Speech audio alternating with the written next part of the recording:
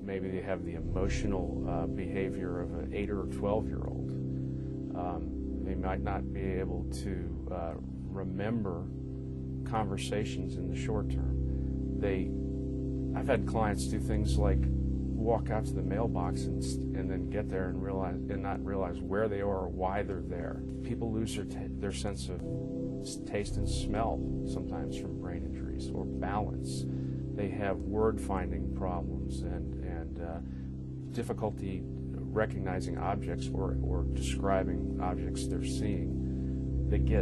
A lot of them get very paranoid, anxious. They think that everybody's out to get them. I heard a person today speaking at a seminar who puts it this way, that the person died in this accident and was replaced by somebody no one recognizes. The first problem I think most families have is they're dealing with a doctor, maybe not even a neurologist, or even if it is a neurologist, who just isn't a specialist in brain injury, recognizing the symptoms and treating the problem. And so they're told, get a CT scan. If it's negative, they're told, you'll be fine. You have a concussion, you'll be fine later. And a lot of these people find that they don't get better later. In fact, as they re-enter the workforce, when they recover from their injuries, it gets worse because they no longer have coping skills. They have memory problems. They can't multitask anymore. And little subtle things that don't show up when you're lying there in the emergency room or recovering from an injury, worrying about your aches and pains. There are some organizations out there that are consumer organizations that provide excellent resources. One of which is the Brain Injury Association of America. In my state, there's the Brain Injury Association of Virginia, and that's where I would start as a family member. They can put you in touch with rehab facilities and therapists. I have one client who had a terrible, terrible brain injury recently. Just the best woman ever. She was a 35-year public school teacher in the inner city, and had a bumper or a license plate that said "Yo Teach," because that's what all her kids called her.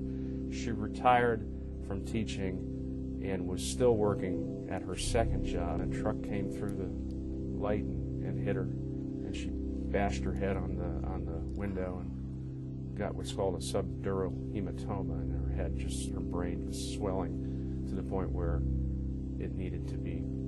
They needed to remove the skull to allow the swelling to advance without damaging the brain further. She had to live with one side of her head collapsed, wearing a helmet.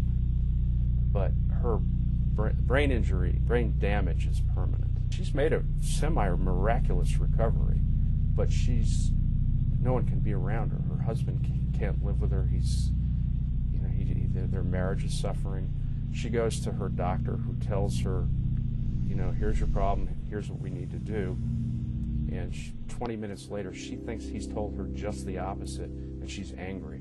And she's accusing him of not understanding what she's told him and all that. And so she has to bring a friend with her to keep into her own doctor appointments, to keep reminding her, no, this is what he said. He did not say this. And it's really a struggle for her. And the problem is she's aware that she's having these difficulties, and it makes her frustrated and angry. When you have to re-enter life and you have to start thinking with your frontal lobe and performing executive functioning, and you can't do it, and you've been a type A personality who was a very successful person before that, you realize your whole life has changed. That's what I think is the frustrating thing for a lot of the people I represent, is that oftentimes, until they've talked to either their lawyer or an expert in brain injury, they feel like no one believes them.